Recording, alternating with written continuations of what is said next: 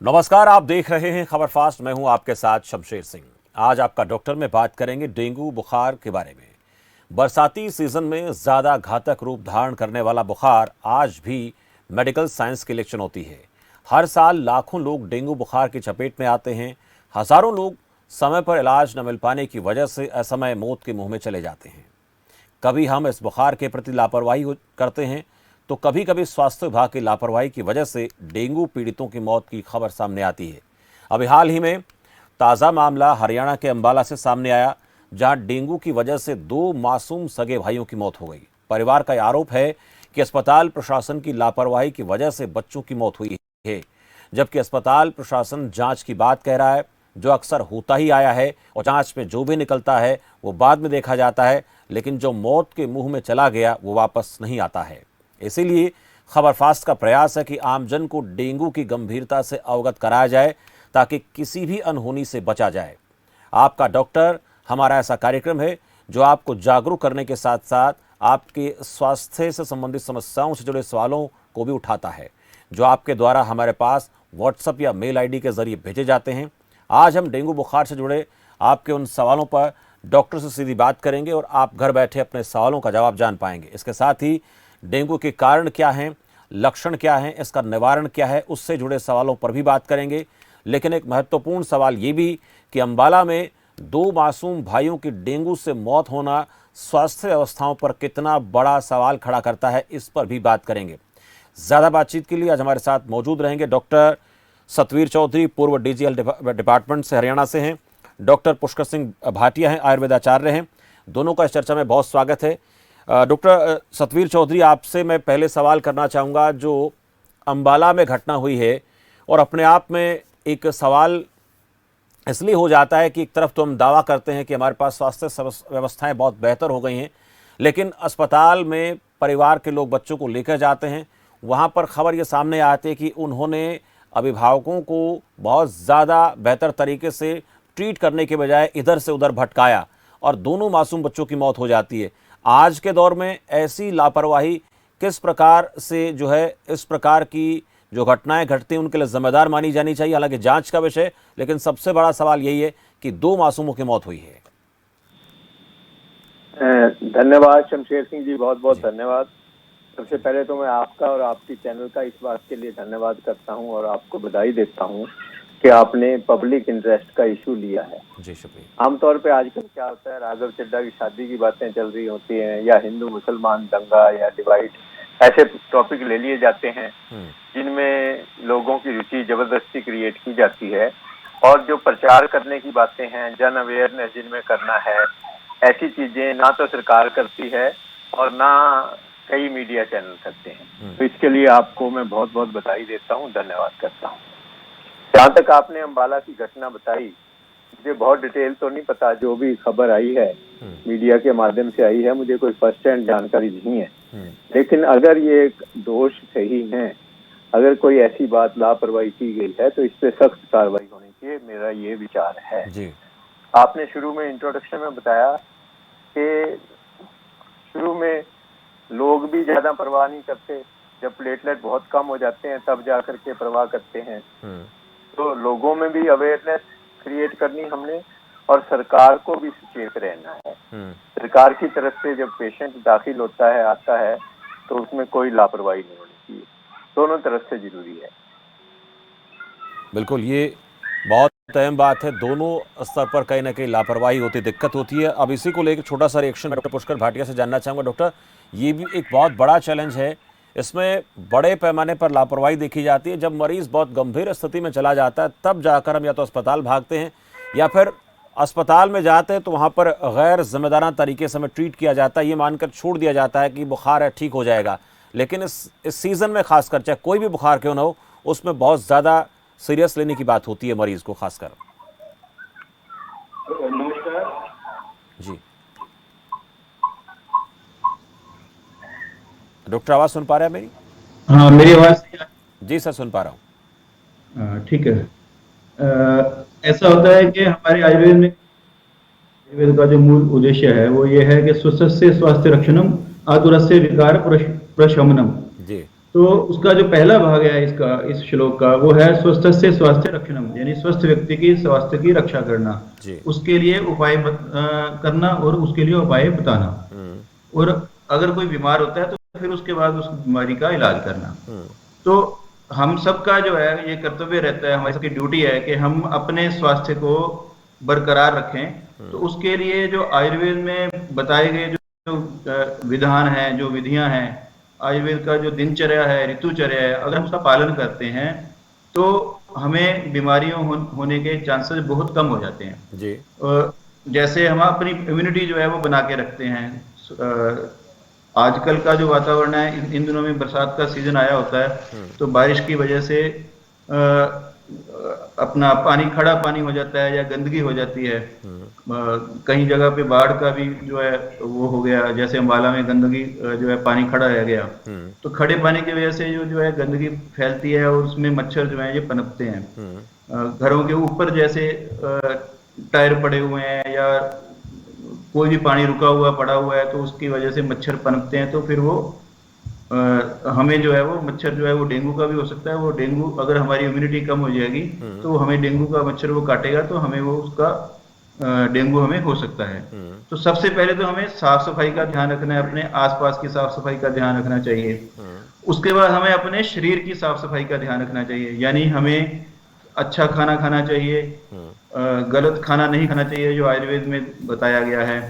और जो ऋतु के अनुसार खाना होता है वो हमें खाना चाहिए। और अपनी इम्यूनिटी जो है वो बरकरार रखेंगे, अगर हम अपनी इम्यूनिटी बढ़ा के रखेंगे जी। तो अगर डेंगू का मच्छर हमें काट भी जाएगा तो वो जरूरी, वो हम उसको जो है उसको कवर कर सकते हैं अपनी इम्यूनिटी जो है अच्छी इम्यूनिटी की वजह से। तो सबसे पहले तो हमें अपने स्वास्थ्य का ध्यान खुद ही रखना पड़ेगा, उसके बाद फिर अस्पतालों में जाने की जरूरत भी नहीं पड़ेगी। बिल्कुल, ये बहुत अहम बात है कि अगर हमारा इम्यून सिस्टम अच्छा है तो फिर हमें बीमारियां नहीं घेरेंगे, हम स्वस्थ रहेंगे, चाहे फिर किसी प्रकार का बुखार क्यों ना आ जाए। एक बड़ा सवाल ये भी है। डॉक्टर चौधरी से मैं ज़रा जानना चाहूँगा कि इसके लक्षणों को लेकर आमतौर पर लोगों को कुछ भ्रांतियाँ रहती हैं। बहुत से लोगों को तो ऐसा होता है कि बहुत देर के बाद पता लगता है, हालांकि शरीर में थकान नहीं होती है, बुखार तक के लक्षण नज़र नहीं आते, लेकिन प्लेटलेट्स डाउन हो जाते हैं और फिर जाकर अस्पताल में भर्ती होते हैं। ये क्या इशारा कर रहा है? इस प्रकार की स्थिति कितनी घातक मानी जाती है डॉक्टर? आजकल जो है दो बीमारी हैं आजकल, डेंगू और चिकनगुनिया जी। जो दोनों एडिस एजिप्टाई मच्छर के काटने से होती हैं। ये मच्छर जो है ना सुबह के समय काटता है जी। और साफ पानी का मच्छर है। तो पहले तो इसके प्रिवेंशन के लिए सबसे जरूरी है कि आजकल कूलर नहीं इस्तेमाल हो रहे, क्योंकि जब ह्यूमिडिटी बढ़ जाती है बारिश में तो ह्यूमिडिटी बढ़ने के बाद फिर कूलर इफेक्टिव नहीं रहते, क्योंकि कूलर में कूलिंग होती है इवेपोरेशन से। तो ह्यूमिडिटी बढ़ने के बाद इवेपोरेशन तो हो नहीं रही। कूलर आजकल बिल्कुल इफेक्टिव नहीं, लोगों को ये पता है जी। लेकिन अभी भी कूलर लगे हुए हैं, उनमें पानी खड़ा है। और पानी अगर 7 दिन से ज्यादा खड़ा रहेगा कहीं पर, तो वो 7 दिन से ज्यादा पानी खड़ा रहेगा तो उसमें मॉस्किटो ब्रीड करेगा। मॉस्किटो का एक साइकिल है, अंडा, उससे लार्वा बनेगा, प्यूपा बनेगा, फिर एडल्ट मच्छर बनेगा। इसको पूरे साइकिल को 7 से 10 दिन लग जाते हैं।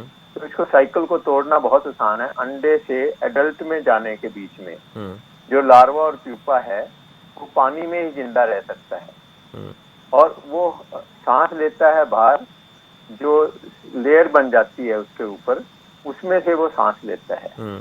तो एक तो पानी खड़ा होने ही ना दिया जाए तो बहुत अच्छी बात है, कूलर में पानी ना खड़ा होने दिया जाए। अगर कूलर में पानी खड़ा भी है या कोई ऐसी जगह है जहाँ पानी खड़ा है, उसमें लार्विसाइडल दवाइयाँ कोई खास महंगी नहीं वो डाल दी जाए या काला तेल डाल दिया जाए, कोई ऐसी परत बना दी जाए। ये तो हो गया अपने कूलर हैं या घरों में गमले हैं या मनी प्लांट लगाया हुआ लोगों ने, आजकल बांस लगा लेते हैं, इस तरह ही कई पौधे लगा लेते हैं। तो उनमें 1 हफ्ते के बाद अच्छी तरह सुखा के पानी बदलना जरूरी है। और बल्कि मैं तो ये सलाह देता हूँ कि 1-2 महीने के लिए अक्टूबर और नवंबर में इस प्रकार के पौधे ना इस्तेमाल किए जाए तो अच्छी बात है, या उनको बाहर रख दिया जाए, अंदर उनको बिल्कुल ना रखा जाए, क्योंकि उसमें डेंगू का मच्छर पनपता है साफ पानी में। दूसरा यह है कि अपने आसपास पानी ना खड़ा होने दिया जाए। ये कमेटी की और पीडब्ल्यूडी की, जिला प्रशासन की ज्यादा जिम्मेवारी है लेकिन लोग अवेयरनेस होंगे, लोग शोर मचाएंगे तो संबंधित डिपार्टमेंट, न्यायपालिका जो नगर पालिका है वो अपने आप कार्रवाई करेगी और इन खड्डों को भरेगी। जहाँ तो छोटे मोटे खड्डे हैं उनको भर दिया जाए और थोड़े से बड़े खड्डे हैं उनका पानी ड्रेन आउट कर दिया जाए। और भी बड़े खड्डे हैं तो या तालाब हैं छोटे छोटे तो उन्हें पानी के ऊपर काला तेल डाल दिया जाए या लार्विसाइडल दवाई डाल दी जाए, या आजकल कुछ मछली आती हैं जो लार्वे को खा जाती हैं, गबूचिया वगैरह, वो भी डाली जा सकती हैं। तो ये चीजें की जा सकती हैं, ये तभी पॉसिबल है जब लोग अवेयर होंगे और सरकार इसमें कार्रवाई करेगी जी। अब सरकार क्या करती है आमतौर पे, और जब फैल गई है बीमारी पिछले 15-20 दिन से, अब तो फॉगिंग भी करेंगे, अब घर घर जाएंगे भी। तो ये घर घर जाने का काम होना चाहिए जून जुलाई में, अवेयरनेस होनी चाहिए बीमारी फैलने से पहले। जब बीमारी फैल ही गई है तो लोग खुद ही अवेयर हो गए। अब तो लोग डिमांड कर रहे हैं कि हमें बेड दो, हमें ये ऐसी ऐसी चीजें दो। तो इस समय अवेयरनेस फैलाने का कोई फायदा नहीं है। अवेयरनेस जब बड़े बड़े पोस्टर जो हैं पेट्रोल पंप पे लगाए जा सकते हैं, जगह जगह अचीवमेंट सीएम के पोस्टर लग सकते हैं, प्राइम मिनिस्टर के लग सकते हैं, तो डेंगू के पोस्टर क्यों नहीं लगते? डेंगू के पोस्टर जून में जुलाई में लगे जाने चाहिए, पैम्पलेट होने चाहिए, अखबारों में, रेडियो पे, मीडिया पे एडवर्टाइजमेंट आनी चाहिए कि डेंगू कैसे फैलता है, कैसे उसको बचाया जाए। हर आदमी के जुबान पे चीजें आ जानी चाहिए। या जैसे आजकल रिंगटोन आ रही है इस पे गांधी जी के लिए, स्वच्छता के लिए, इस प्रकार की रिंगटोन महीने के लिए, 2 महीने के लिए सभी फोन पे आनी चाहिए, तभी लोग अवेयरनेस होंगे। ये सरकार का काम है और लोगों को जागरूक रहना जरूरी है जी। एक और सरकार ये कह देती है कि लोग नहीं मानते, तो लोग तो कल को लाल बत्ती भी नहीं मानेंगे या बच्चे हेलमेट भी नहीं पहनेंगे। हेलमेट किस लिए सरकार या पुलिस किस लिए चलान करती है हेलमेट के? तो लोगों की सेफ्टी के लिए करती है। सीट बेल्ट के भी इसीलिए करती है कि लोगों में डस्ट ना हो। उसी प्रकार हेलमेट को जितनी सख्ती से लागू किया है, सीट बेल्ट को जितनी सख्ती से लागू किया है, इसी प्रकार लोगों में घरों में जाके देखा जाए, जिसके घर में कूलर है कूलर का पानी निकाला जाए, उनको पहले थोड़ा बहुत मोटिवेट किया जाए, उसके बाद थोड़ी बहुत सख्ती भी की जाए। तो इसी प्रकार आसपास जहाँ पानी इकट्ठा हो रहा है उसके लिए जिम्मेवारी बनाई जाए कि क्यों इकट्ठा हो रहा है। चलते पानी में मच्छर, लकीली हमारी किस्मत अच्छी है कि चलते पानी में मच्छर नहीं पैदा हो सकता, क्योंकि चलते में वो बह जाता है और उसके लार्वा मर जाते हैं। आमतौर पे क्या होता है, नालियां और जो सीवर हैं वो चौक होते हैं।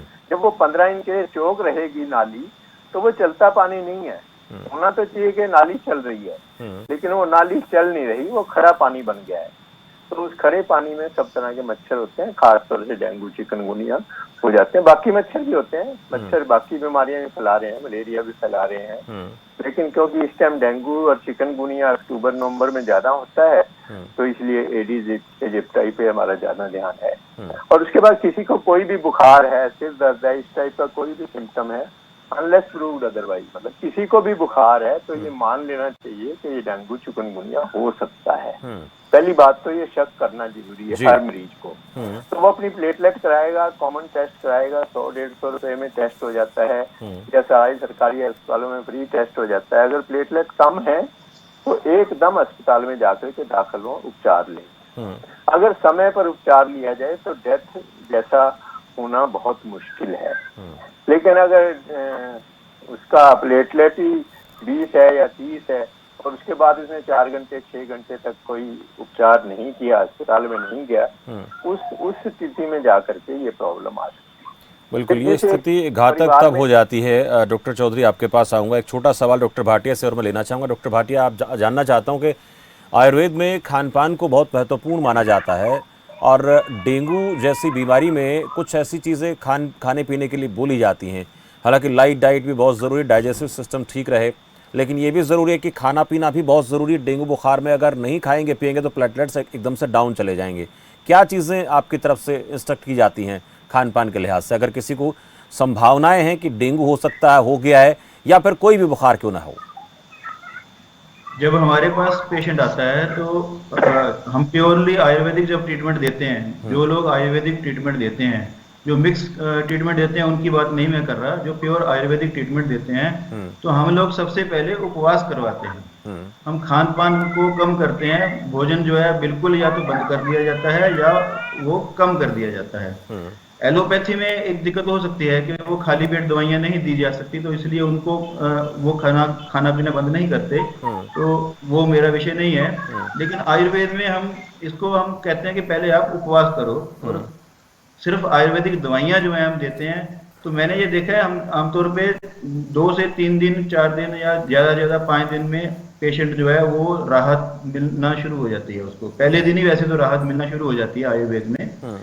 तो सबसे पहले तो हमें उपवास करना है, और अगर फिर भी भूख लगती है तो खिचड़ी, दलिया और हल्का फल फ्रूट, और जैसे पपीते का फ्रूट वगैरह हो गया, इस तरह के जो है खाना जो है हम ले सकते हैं। और कई बार हम क्या करते हैं कि हम उपवास करने के चक्कर में, और या जब बुखार हो जाता है या किसी भी तरह का हम बीमार होते हैं, तो हम रोटी तो बंद कर देते हैं लेकिन हम ब्रेड खाना शुरू कर देते हैं।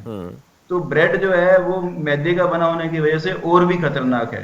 तो कभी भी डबल रोटी, ब्रेड या बिस्किट्स या इस तरह की जो स्नैक्स, वो कभी भी नहीं लेने चाहिए, खासतौर पे बुखार में या डेंगू में। जी। उस समय तो सिर्फ घर का खाना और बिल्कुल सिंपल फ्रूट, या जितना ज्यादा हम उपवास कर सकते हैं, और आयुर्वेदिक दवाइयों के साथ हम अनुपान भी देते हैं। तो अनुपान में जो अनुपान द्रव्य जो दिए जाते हैं, चाहे वो शहद हो, चाहे वो कोई काढ़ा हो, तो उसमें भी जो शरीर को एनर्जी देने वाले, ताकत देने वाले, शरीर की इम्यूनिटी जो है बरकरार रखने वाले द्रव्य होते ही हैं। उसके साथ जो हम आयुर्वेदिक मेडिसिन देते हैं, अनुपान के साथ देते हैं। जी। तो उपवास जो है वो अपने आप में कारगर सिद्ध होता है उस समय।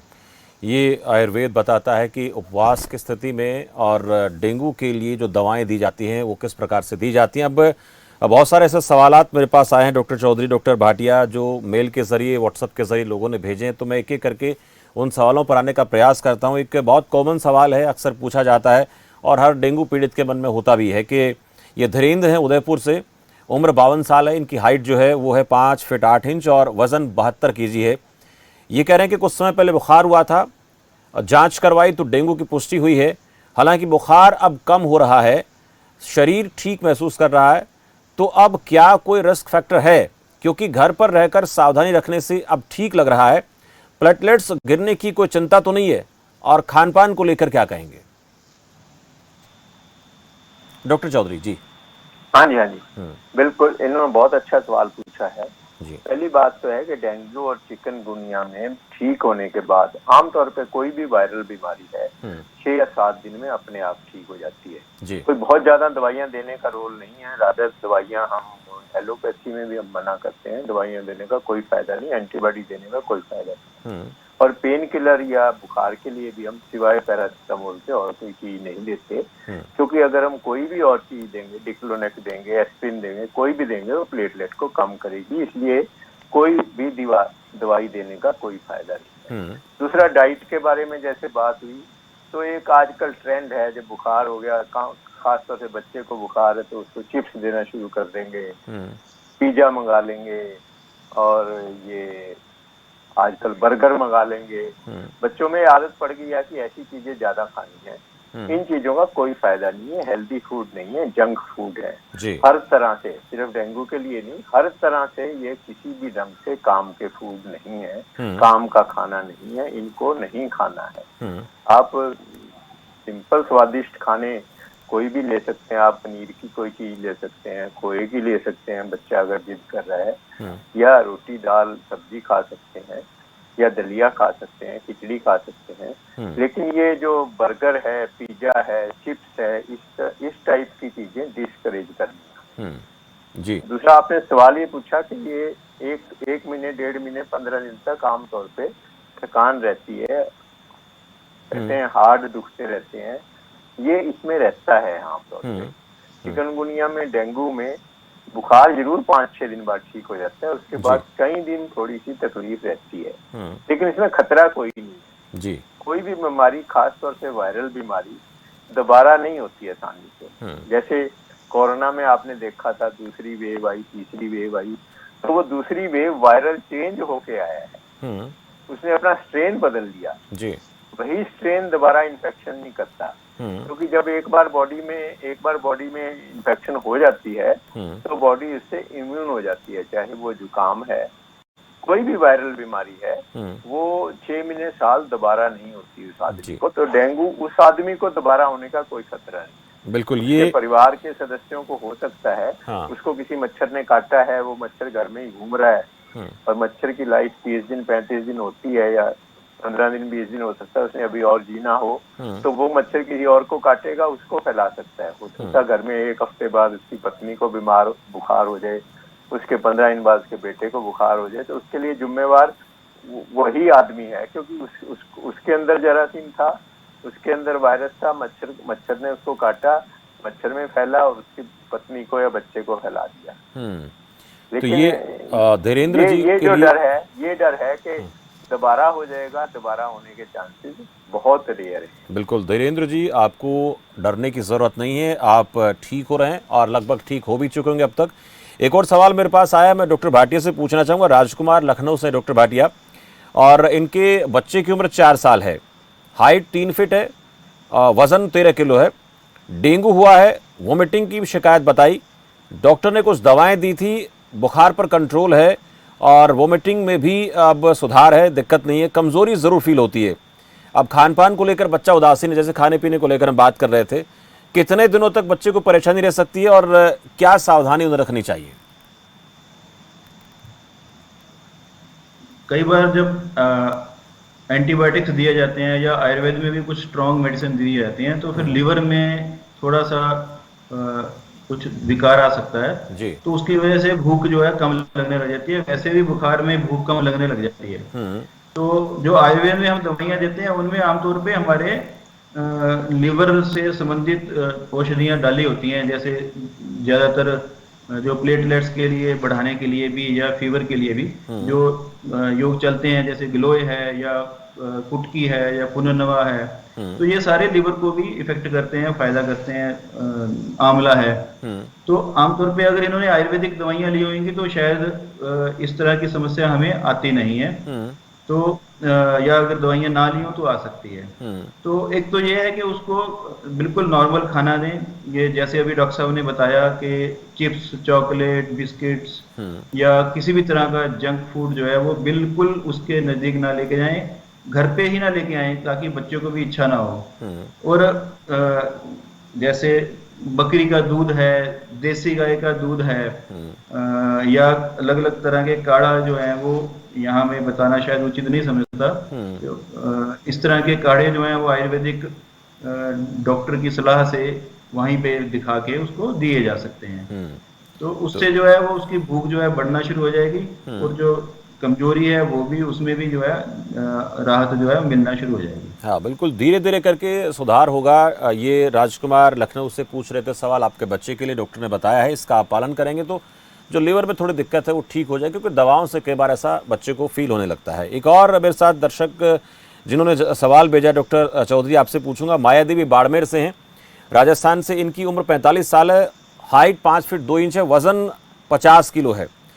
इन्होंने कहा कि पिछले 3-4 दिन से बुखार है, लेकिन डेंगू के लक्षण नहीं है, जो लक्षण अक्सर हम बताते हैं।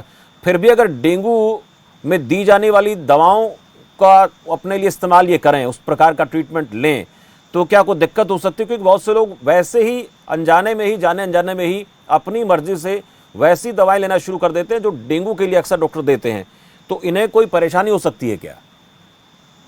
जैसे मैंने अभी थोड़ी देर पहले भी बताया था कि डेंगू में हम कोई खास दवा नहीं देते, पैरासीटामोल ही देते हैं, बाकी दवाई हम डिस्करेज करते हैं, हम कहते हैं ना ली जाए। लेकिन जैसे डॉक्टर भाटिया ने बताई, वो दवाइयाँ लेने में कोई हर्ज नहीं है, वो स्वास्थ्य व्यक्ति भी ले ले तो कोई हर्ज नहीं। गिलोय है या जो वो बता रहे थे वो ली जा सकती हैं। अभी खान पान की जैसे बात बताई, तो खान पान में सावधानी जरूरी है। मैं पिछली बार जान के मैंने नहीं बताया कि शराब और स्मोकिंग बिल्कुल नहीं करनी। आमतौर पे क्या होता है, जब बुखार होता है ऐसी बात होती, तलब ज्यादा होती है, इसको कहते हैं तलब हो रही है, तो शराब के लिए या स्मोकिंग के लिए या उल्टे सीधे खाने के लिए तलब होती है, उसको अवॉइड करना, बिल्कुल नहीं लेना। और शराब खास तौर से जिगर को काफी खराब करती है, और जिगर पहले ही इसमें खराब होता है तो उससे नुकसान होगा। तो दवाई ऐसी कोई खास नहीं है, बाकी इनको चिंता करने की जरूरत नहीं, लेकिन प्लेटलेट जरूर टेस्ट करानी। कोई महंगा टेस्ट नहीं है, कॉमन सा खून का टेस्ट कराएं। अगर प्लेटलेट इनके 50 से डॉक्टर एक किसी से जुड़ा सवाल है, एक किसी से जुड़ा सवाल है प्लेटलेट्स को लेकर आपने कहा, तो मैं चाहूंगा उसी को इसमें ऐड कर लेता हूं। ये राजीव दिल्ली से हैं, इनका एक सामान्य सवाल प्लेटलेट्स को लेकर है। इनकी इंपोर्टेंस क्या है और डेंगू में ये कम क्यों होती हैं? कम से कम इनका कितना होना जरूरी है? प्लेटलेट्स को बढ़ाने के लिए क्या सेवन किया जा सकता है? इसी से जुड़ा सवाल है, ताकि मैं चाहूंगा कि इसी में आप उसका जवाब भी दे दें। प्लेटलेट नॉर्मल आदमी में 1.5 लाख से 2.5 लाख होती है जी। ये यूनिट, मैं यूनिट डिटेल में नहीं बता रहा, लेमैन के लिए 1.5 लाख से 2.5 लाख होती है जी। तो लेकिन ये 70, 60, 50, 40 तक भी आ जाए तो कोई खतरे की बात नहीं। लेकिन एक खास गड़बड़ है डेंगू में। डेंगू इसलिए खतरनाक है, शुरू में 10 साल 15 साल पहले इसलिए बहुत ज्यादा डेथ होती थी जब प्लेटलेट फॉल होनी शुरू होती है। मतलब अगर 80 से 40 पे आ गई हैं तो 80 से 40 अगर 10 घंटे में आई है तो 40 से 20 3 घंटे में आ जाएंगी। ये समझना बहुत जरूरी है। अगर प्लेटलेट फॉल कर रही हैं, एकदम फॉल कर रही हैं, तो बहुत तेजी से फॉल करेंगी। अगर मरीज का प्लेटलेट 50 है, 6 बजे या 5 बजे शाम को 50 है, तो हो सकता है उसका 8 बजे 30 रह जाए या 20 रह जाए और वो खतरनाक हो जाए। प्लेटलेट का काम है खून को जमाना। तो नॉर्मल लेवल होगा तो कहीं छोटा मोटा चोट लगेगी, कहीं रगड़ लगेगी तो खून जम जाएगा, ये नॉर्मल प्रक्रिया है शरीर की। लेकिन इन लोगों में उससे खून आना शुरू हो जाएगा, अंदर आंत में, खांसी में, सब जगह तो खून आना शुरू हो जाएगा एकदम, तो खून का लॉस होगा, उससे पेशेंट की डेथ हो सकती है। और प्लेटलेट जब 20 या 10 आ जाते हैं उसमें तुरंत ब्लड या ब्लड से रिलेटेड प्रोडक्ट या कंसंट्रेट प्लेटलेट देने बहुत जरूरी है। इसलिए जैसे ही 40 से नीचे प्लेटलेट आने शुरू हो तुरंत मरीज को अस्पताल में दाखिल कर दिया जाए। आगे डॉक्टर देखेंगे कि फॉल तो नहीं कर रहे, बार बार टेस्ट करेंगे या अपनी जांचें करेंगे, अपनी जांच के हिसाब से वो एस्टिमेट करेंगे। अगर वो बढ़ने शुरू हो जाते हैं, सपोज 30 पे दाखिल कराया मरीज को और अगले दिन उसको 50 हो जाते हैं, 55 हो जाते हैं, 60 हो जाते हैं, तो मरीज घर जा सकता है। तो ये नहीं है कि दोबारा फिर फॉल हो जाएंगे, चांसेस कम है। लेकिन जो फॉल कर रहे थे, एक बार ट्रेंड चल रहा था, वो एक बार अरेस्ट हो गया है तो अब वो फॉल नहीं करेंगे, पेशेंट फिर घर जा सकता है। लेकिन जो फॉल कर रहे हैं 60 पे आ गए हैं, 50 पे आ गए, तेजी से फॉल कर रहे हैं, तो उसमें खतरा है। तो इन्होंने बताया इनको बुखार है, डेंगू का शक है। चाहे इनको शक है, शक मिटाने का सबसे अच्छा तरीका है डेंगू टेस्ट करने की बजाय चिकनगुनिया टेस्ट करने की बजाय भी सबसे अच्छा तरीका है प्लेटलेट काउंट कराएं। अगर प्लेटलेट काउंट ठीक है तो कोई चिंता की बात नहीं है। चाहे डेंगू है, चाहे उसका भाई बंद रिलेटेड वायरस है, कई रिलेटेड वायरस हैं वो भी उतने ही खतरनाक हैं। हमें प्लेटलेट काउंट कराना है। प्लेटलेट काउंट अगर कम है तो उसको तुरंत अस्पताल में दाखिल करना है। ये अहम बात है, प्लेटलेट्स जो हैं वो कम होती हैं तो वो खतरा हो सकता है, और कितना लेवल गिर जाए तब ज़्यादा रिस्क की बात है। ये हर उस व्यक्ति को पता होना चाहिए जो इस वक्त किसी भी बुखार से पीड़ित है। एक छोटा सा सवाल मेरे पास मध्य प्रदेश के भोपाल से सौरभ भारद्वाज ने लिखा है, डॉक्टर भाटिया की उम्र 32 साल है, हाइट 6 फीट है, वजन 75 किलो है, डेंगू से रिकवरी हुए 1 हफ्ता हुआ है और बुखार होने से पहले रोजाना जिम जाते थे, बीच में छूट गया है। अब वो पूछना चाहते हैं कि दोबारा मैं कब स्टार्ट करूं? हालांकि रिकवरी हो गई लेकिन फिर भी बहुत से लोगों को रहता है कि आजकल जाना शुरू कर देना चाहिए, लेकिन प्रॉपर तरीके से सही टाइम पे कब वो जा सकते हैं? जिम जाते हैं? जी हाँ जी। हाँ, तो वो ऐसा है कि जिम अगर जाना चाहें तो हल्की फुल्की एक्सरसाइज से स्टार्ट करें, एकदम से बहुत ज्यादा एक्सरसाइज ना करें जी। और आयुर्वेद के हिसाब से तो अगर एक्सरसाइज करनी भी है तो सुबह करनी चाहिए, लेकिन लोग क्या करते हैं शाम को भी जिम जाते हैं और वहां पे बहुत ज्यादा जो है एक्सरसाइज होती है। तो शाम के टाइम जो है जिम ना जाएं या हल्की फुल्की एक्सरसाइज करें। सुबह अगर जिम जाते हैं तो हमारा शरीर जो है वो ज्यादा उसको एक्सेप्ट करता है, जो कठिन व्यायाम को जो है उस समय एक्सेप्ट करता है। शाम के टाइम हल्का फुल्का व्यायाम या खेलें होती हैं, जैसे कुछ खेल खेल सकते हैं। अगर छोटी उम्र के हैं, बड़ी उम्र वाले तो हल्के फुल्के खेल खेल सकते हैं, या हम प्राणायाम, और वो भी खाली पेट प्राणायाम योगासन कर सकते हैं जी। तो घर पे रह के योगासन प्राणायाम अभी कर सकते हैं वो। जिम जाना है तो हल्की फुल्की एक्सरसाइज लेकिन सुबह के टाइम करें। तो ये सौरभ भारद्वाज के लिए सुझाव है, शुरुआत कर सकते हैं पर हल्की फुल्की एक्सरसाइज से करें। एक छोटा सवाल मैं डॉक्टर चौधरी आपसे पूछूंगा। सुखविंदर कौर पटियाला से हैं, इनकी उम्र 57 साल है, हाइट 5.5 फीट के आसपास है, वजन 64 kg है। लिखती है कि मुझे 2 साल पहले डेंगू हुआ था, उस दौरान परेशानी हुई थी और लेकिन अब पिछले कुछ समय से चलने फिरने में थकान होती है, सांस फूलने लगता है, सीढ़ियाँ चढ़ते हुए दिक्कत होती है। नज़दीकी डॉक्टर को दिखाया तो उन्होंने हार्ट की कुछ जांच करवाने के लिए कहा है। क्या इसका डेंगू से कोई संबंध है? जो इन्होंने लक्षण बताए हैं उससे कोई डेंगू से इसका रिलेशन नहीं लगता जी। कि हार्ट की बीमारी हो सकती है, क्योंकि इनको चलने पे सांस चढ़ता है। तो हार्ट के इनको टेस्ट तुरंत करा लेने चाहिए, उसके हिसाब से आगे इनको उपचार करना चाहिए। और पहले जो सवाल था उसके बारे में थोड़ा सा मैं भी बता दूं। उन्होंने ये पूछा था कि बुखार के बाद कितने दिन के बाद हमें व्यायाम करना चाहिए। तो योगा और सिंपल एक्सरसाइज वॉकिंग है, ये आप तुरंत 1 हफ्ते 10 दिन बाद 15 दिन बाद शुरू कर सकते हो। योगा कर सकते हो, कोई दिक्कत नहीं, जो पोस्चर है योगा के वो कर सकते हो। लेकिन जो जिम जा करके जो एनरोबिक एक्सरसाइज करते हैं वो 5-6 हफ्ते तक ना करें तो अच्छा है। कोई जरूरत नहीं है, उसकी जरूरत भी नहीं है। मतलब करते इसीलिए ना, स्वस्थ रहने के लिए, ताकि हमारी कैलोरी बर्न हो, हमारे मसल डेवलप हो। ऐसा कुछ नहीं होगा उस समय, क्योंकि वो उनको पहले ही थकान हो रही है, तो ये चीज करने का कोई फायदा नहीं। तो 4-6 हफ्ते आराम जरूर करें और सिंपल एक्सरसाइज वॉकिंग है, कोई छोटी मोटी एक्सरसाइज है वो करते रहें। और घर पे भी कर सकते हैं, जिम में जाना जिम में जाकर। बिल्कुल, ये बहुत अहम सुझाव उन लोगों के लिए जो हार्डवर्क करते हैं, एक्सरसाइज करते हैं, जिम करते हैं। अगर बुखार हुआ है तो कुछ हफ्ते के लिए उसको अवॉइड कर दें। सामान्य एक्सरसाइज, नॉर्मल योग प्राणायाम कर सकते हैं, हल्का फुल्का टहल सकते हैं, नहीं तो फिर स्वास्थ्य बेहतर होने के बजाय फिर से बिगड़ भी सकता है। शुक्रिया डॉक्टर भाटिया, डॉक्टर चौधरी, चर्चा मेरे साथ जुड़ने के लिए। आज आपका डॉक्टर में बात कर रहे थे डेंगू पर किस तरह से हमें कंट्रोल रखना है, क्या क्या चीज़ें अपना सकते हैं, लार्वा पनपता है तो क्या सावधानी बरतनी चाहिए, अपने कूलर, अपने गमले ज़रूर चेक कर लें, घर में कोई ऐसी जगह तो नहीं है जहाँ पर पानी भरा हो, क्योंकि इन दिनों में सबसे ज़्यादा घातक होता है डेंगू, खासकर इन 2 महीनों में। इसलिए अपने आसपास की जगह को साफ़ सुथरा रखें और जैसा कि कहा जाता है कि पूरी बाजू के कपड़े पहने।